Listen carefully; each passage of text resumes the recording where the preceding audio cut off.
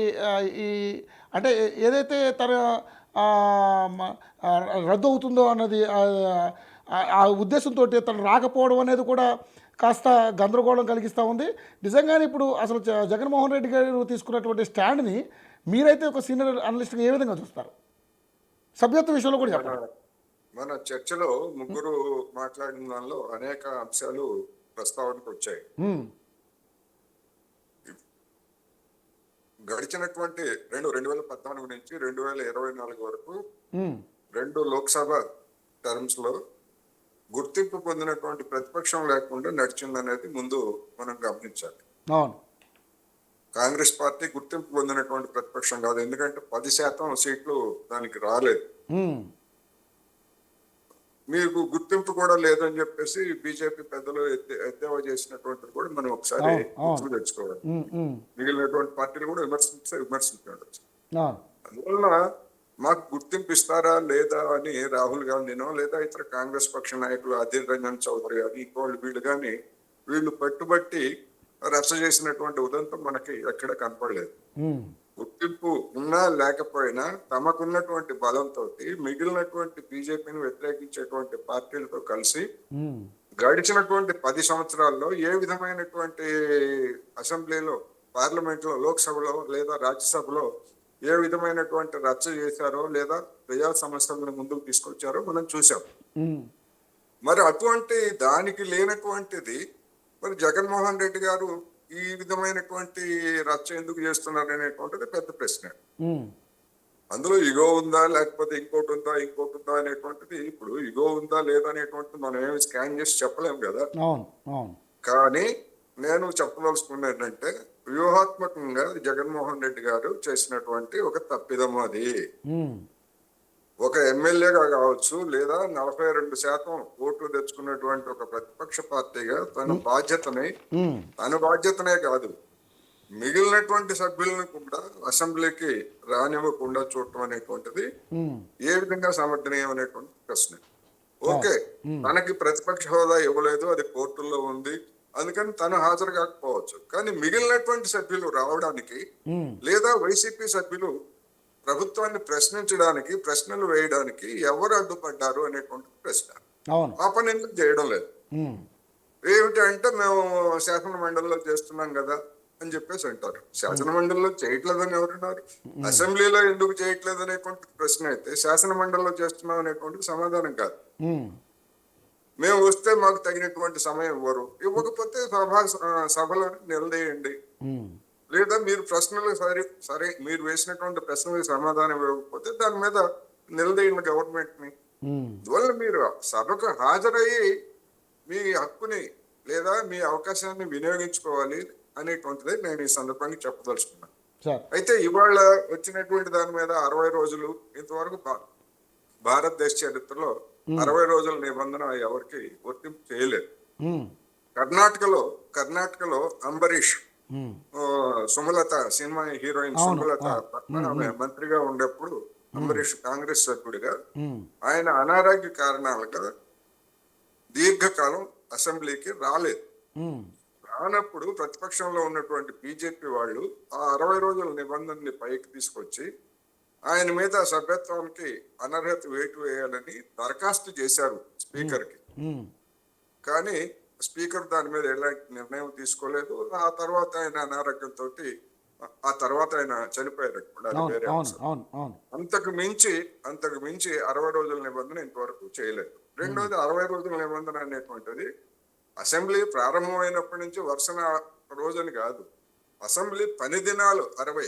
అవును. మరి ఇప్పటి వరకు నాకు తెలిసినంత వరకు 60 రోజులు పని దినాలు లేవు. మరి తెలుగుదేశం పార్టీ పెద్దలు చెప్పాలి. ఉమ్, అంటే గడిచినటువంటి సమావేశాల్లో ఎన్ని రోజులు వర్కింగ్ డేస్ అనేటువంటిది జరిగింది? 60 రోజులు అయితే లేవు, నేను లేవు. ఖచ్చితంగా చెప్పగలను. అవును. అవును. కంటిన్యూగా 60 రోజులు జరిగిన సందర్భాలు కూడా లేవులేండి. కంటిన్యూగా అసలు జరపడానికి జరపరు కదా. అవును. అసెంబ్లీ బడ్జెట్ సమావేశాలే 4 రోజులు. అవును. మొన్న స్పీకర్ గారు అయ్యన్న పాత్ర గారు చెప్పింది ఏమిటి? మా దేశంలో ఉన్నటువంటి అసెంబ్లీల స్పీకర్ల సమావేశంలో ఏమి చర్చకు వచ్చింది? 100 మందికి పైగా ఉన్నటువంటి సభ్యులు ఉన్నటువంటి అసెంబ్లీలు సంవత్సరానికి 75 రోజులు ఉన్న కనీసం సమావేశాలు కావాలి అని చెప్పేసి వాళ్ళందరూ అనుకున్నారు అని చెప్పాడు ఆయన. ఉమ్, ఆయన ఏం చెప్పాడు, ఆంధ్రప్రదేశ్ లో కనీసం 70 రోజులన్నా జరగాలి అని చెప్పేసి ఆయన చెప్పాడు. ఉమ్, మరి ఆ లెక్కను చూసినా ఏ లెక్కను చూసినప్పటికీ ఇప్పటికి 60 రోజులు అనేది ఏమి లేదు. అందువల్ల ఇవాళ సమావేశాన్ని అధికారికంగా గుర్తిస్తారా లేదా అనేటువంటిది అది వేరే అంశం. ఒకవేళ ఏదైనా అటువంటిది ఏదైనా ఉంటే కోర్టుకు వెళ్తారు. కోర్టుకు వెళ్తే దీన్ని కూడా అధికారికంగానే గుర్తించడానికే 99% అవకాశం ఉందనేది నా అభిప్రాయం. సరే, అది కాదు అసలు సమస్య. ఓకే. అది కాదు అసలు సమస్య. జగన్మోహన్ రెడ్డి గారు నేనేమనుకుంటుంది ఏంటంటే, కోర్టుకు వెళ్ళారు కనుక కోర్టు తీర్పుకు వచ్చేంత వరకు ఏదో ఒక పేరుతోటి ఈ విధంగా కాలక్షేపం చేయదలుచుకున్నారు అనేది నా అభిప్రాయం. ఓకే. ఓకే. అసెంబ్లీకి రాకుండా లేదా ఇటువంటి సంయుక్త సమావేశాలు లేదా గవర్నర్ ప్రసంగాలు ఇంకోసారి కూడా రావచ్చు. ఎందుకంటే అసెంబ్లీ బడ్జెట్ సమావేశాల సందర్భంగా కూడా గవర్నరు ప్రసంగం చేస్తాడు కదా. సార్. ఆ ప్రసంగాల సందర్భంగా కూడా వచ్చి నిరసన తెలియజేయచ్చు, వెళ్ళొచ్చు. అంటే ఇది ఒక స్టైల్ ఆఫ్ ఫంక్షనింగ్ లో దీన్ని బహుశా అడాప్ట్ చేయడానికి ఏమైనా నిర్ణయించుకున్నారా అనేది నా అభిప్రాయం. ఎందుకంటే గతంలో కూడా గవర్నర్ ప్రసంగం చేశాడుగా. మరి ఆ గవర్నర్ ప్రసంగానికి వచ్చి బహిష్కరించినటువంటి ఉదంతం లేదు కదా.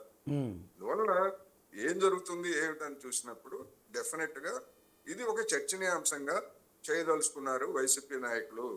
చేయడం ద్వారా ప్రభుత్వ వైఫల్యాలని అసెంబ్లీలో కాకుండా బయట విమర్శలు చేయడానికి ఇప్పుడు ఒక స్ట్రాటజీ, అది మంచిదా చెడుదా అనేటువంటి తర్వాత సంగతి. కానీ వాళ్ళ స్ట్రాటజీ చూస్తూ ఉంటే అలాగే ఉందనేది నా అభిప్రాయం. ఇక జిఎస్డిపి గురించి లెక్కలు చెప్తున్నారు. జిఎస్డిపి అనేటువంటిది ఈ ప్రభుత్వం ఉన్నా లేకపోయినా జిఎస్డిపి అనేటువంటి ప్రతి సంవత్సరం ఎంతో కొంత పెరుగుతూ ఉంటుంది. జిఎస్డిపికి ప్రభుత్వాలు చేసేదానికి ఏం లేదు. అది దేశమైనా రాష్ట్రాలైనా ప్రతి సంవత్సరం పెరుగుతూ ఉంటుంది. ఆ విధంగా చూసుకున్నప్పుడు ఆ జిఎస్డిపిని జనాభా లెక్కలతో పోల్చుకున్నప్పుడు ఈ సంవత్సరానికి ఇంత, ఈ సంవత్సరానికి అంత అని వస్తుంది. మరి 2019లో ఉన్నటువంటి జిఎస్డిపితో పోలిస్తే 2023, 24, 25 మార్చి నాటికి ఉన్నటువంటి జిఎస్డిపితో పోలిస్తే చాలా తేడా ఉంటుంది. అందుకని అదంతా జగన్మోహన్ రెడ్డి గారి ఖాతాలో వేయడం, లేకపోయేట్లయితే అది చంద్రబాబు నాయుడు గారి వైఫల్యం అని ఎవరైనా చెప్పగలరా? ఎవరు చెప్పలేదు. ఎందుకంటే జిఎస్డిపి అనేది పెరుగుతూ ఉంది. అది ఒక సంవత్సరం 10% పెరగచ్చు, ఒక సంవత్సరం 15% పెరగచ్చు, అది వేరే అంశం. అందుకని జిఎస్డిపి లెక్కలు కాదు కావాల్సింది, ఇంకోటి కాదు. ఇప్పుడు ఇందాక వెంకటేశ్వర రెడ్డి గారు ఏమన్నారు, మేము జిఎస్డిపి లెక్కలు ట్రాన్స్పరెంట్ గా మేము ప్రజలకు చెప్పామంటున్నారు. ఇవన్నీ చెప్పా ఉన్నారు. వాళ్ళు చెప్పేదంటే ప్రభుత్వం అవన్నీ అధికారికంగా ప్రతి నెల కాగ్ చెప్తుంది. నివేదిక చెప్తుంది. ఇంత జిఎస్టీ వచ్చింది, ఇంత ఇది వచ్చింది, ఇంత వచ్చిందని చెప్పేసి ప్రతి నెల కాగ్ చెప్తుంది. ఎందుకంటే కాగ్కి వీళ్ళు సమర్పించాలి కదా, ఆదాయ వ్యయాలకు సంబంధించి వీళ్ళు సమర్పించాలి. కాగే చెప్తుంది.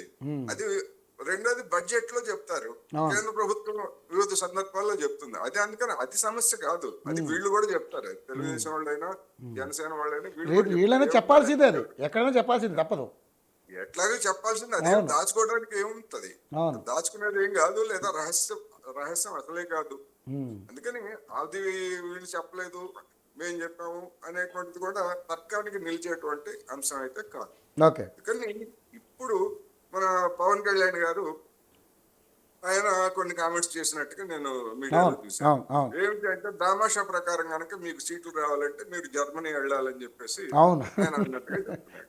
జర్మనీ ఎందుకు, పక్కనే శ్రీలంక ఉందనేది మరి పవన్ కళ్యాణ్ గారికి తెలియదా? జర్మనీ దాకా ఎందుకు, పక్కనే శ్రీలంకలో దామాషా ఓటింగ్ కొన్ని వేలు వచ్చినటువంటి వాళ్ళకి కూడా, పార్టీలకు కూడా అక్కడ పార్లమెంట్ లో సీట్ వచ్చింది. దామాషా ప్రాతినిధ్యంలో ఉన్నటువంటి మంచితనం అది. మంచితనం అంటే ప్రజల ప్రాతినిధ్యం, ప్రతి దానికి ప్రతి ఓటుకి విలువ ఉంటుంది. కానీ మన దేశంలో ఉన్నటువంటి దానిలో లేదు. మరి ఒకవేళ అదే కనుక అయ్యేట్లయితే, ఆ ప్రాతిపదిక కనుక అయ్యేట్లయితే మరి జగన్మోహన్ రెడ్డి గారి పార్టీకి దాదాపు 70 సీట్లు వచ్చి ఉండేవి. 42% ఓటింగ్ అంటే 175లో అంతేగా 70 సీట్ల దాకా వచ్చి ఉండేవి. అందుకని ఆ ప్రాతినిధ్యం రాలేదు. ఎవరికైనా అంతే, మన ఎన్నికల విధానాల్లో ఉన్నటువంటి ఒక లోపం అది. రెండోది, పవన్ కళ్యాణ్ గారు మాట్లాడినటువంటి ఇంకొక, మరి ఆయన ఎందుకు మాట్లాడారో నాకైతే తెలియదు. అసలు మేమే ప్రతిపక్షం, ఎందుకంటే వాళ్ళకంటే మాకు ఎక్కువ సీట్లు వచ్చినాయి, వాళ్ళకి ఎట్లా వస్తుందని కూడా మాట్లాడినట్లు వచ్చింది. అది ఇప్పుడు చర్చనీయాంశం అవుతుంది. కోటేశ్వర గారు ఆయన అధికారంలో ఉన్నాడా, ప్రతిపక్షంలో ఉన్నాడా? ఒకవేళ ప్రతిపక్షంలో ఉండేటైతే ఆయన ప్రతిపక్ష నాయకుడు అవుతాడు. అంటే ఆయన ఇప్పుడు ఏ ఆయన ఉద్దేశంతో అన్నారంటే వెంబడిస్తున్నటువంటి ఆయన ఉద్దేశం ఏదైనా కానీ ఆయన ఆ కామెంట్ చేయడం ఇప్పుడు ప్రకంపనలు సృష్టిస్తుంది. ఉద్దేశం కాదండి. మనం అధికార పక్షంలో ఉన్నామో ప్రతిపక్షంలో ఉన్నామో అనేటువంటి కామన్ సెన్స్ ఉండాలి కదా. అవును అవును ఆయనకి చంద్రబాబు నాయుడు గారితో తగాదా వచ్చి ప్రతిపక్షానికి వెళ్తే అది వేరే అంశం. అవును ఎందుకంటే అటువంటి అసంతృప్తి మొదలైందని చెప్తున్నారు. అది అంతదాకా వస్తుందా రాదా అనేటువంటిది అంటే మరి అంటే చెప్పలేం. చెప్పకనే చెప్పారంటారా పవన్ కళ్యాణ్ గారు? ఆ? ఆ? ఏమన్నా కనుకోండి, చెప్పారా లేకపోతే ఏం చెప్పారు అనేటువంటిది దాని ఇప్పుడు అందుకనే నేను ఇందాక స్కానింగ్ గురించి చెప్పాను. ఇగో గురించి స్కానింగ్ లేనట్టుగానే పవన్ కళ్యాణ్ గారి మనసులో ఏముందనేటువంటిది మనం స్కాన్ చేయలేంగా. అవును వాళ్ళ అవును వాళ్ళ యాక్షన్స్ బట్టే ఉంటారు. కానీ ఇవన్నీ కూడా ఏంటంటే జగన్మోహన్ రెడ్డి గారు చేసినటువంటిది ఇవాళ ఒక పెద్ద చర్చనీయాంశం అయిపోయింది. చర్చనీయాంశం చేయగలిగారు ఒక విధంగా. కోడిచెరు గారు ఇక్కడ మన నిజంగానే ఈరోజు ఆయన అసెంబ్లీలో అడుగుపెట్టిన అంశాన్ని కనుక అది క్వాలిఫై కాదా? మీ ఉద్దేశం ఏంటి అసలు?